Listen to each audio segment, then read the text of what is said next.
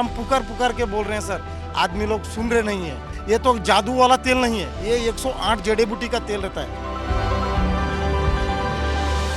इसने हमारे जख्म का कुछ यूं किया इलाज, इसने हमारे जख्म का कुछ यूं किया इलाज, मरहम भी गर लगाया तो कांटों की नोक से। तो ये सिर्फ चादर भिजाने से कुछ फायदा नहीं होगा।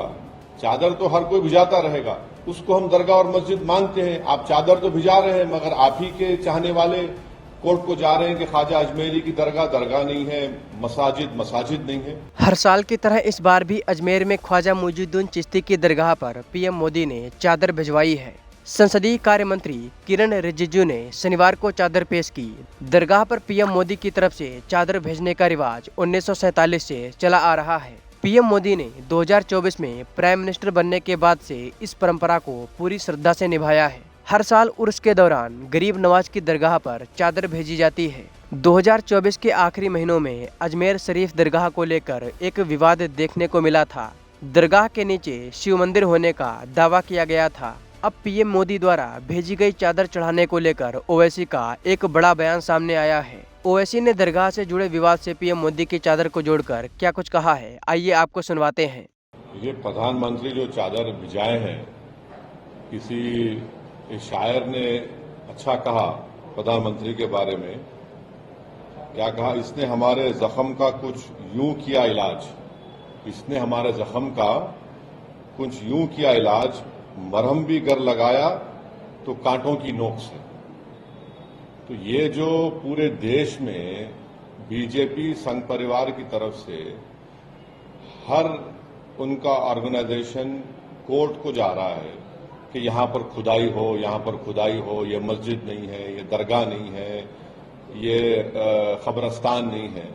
तो प्रधानमंत्री अगर चाहते हैं तो ये तमाम चीजों पर रोक लग जाएगा।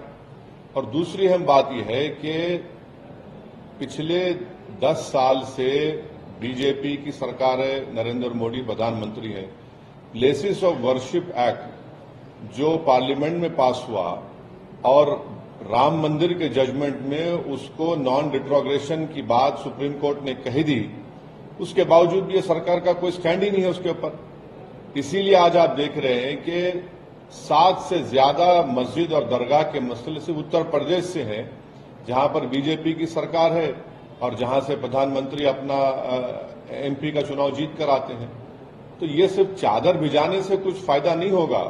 चादर तो हर कोई भिजाता रहेगा, मगर उस चादर को भिजाने के पीछे जो पैगाम एक सरकार देती है वो ये देती है कि हम सिर्फ चादर नहीं भिजा रहे हैं, हम उस समुदाय को, उस देश की जनता को जो इन तमाम चीजों पर आस्था रखती है दरगाह मस्जिद में, उसको हम दरगाह और मस्जिद मानते हैं। आप चादर तो भिजा रहे हैं, मगर आप ही के चाहने वाले कोर्ट को जा रहे हैं कि ख्वाजा अजमेरी की दरगाह दरगाह नहीं है, मसाजिद नहीं है। तो ये इस चीज को ये रोकने की जरूरत है और असली काम जो सरकार को करना है वो रोके, इन तमाम चीजों पर रोक लगाए कि क्या ये क्यों कर रहे हैं लोग सब जाकर तमाशा ये।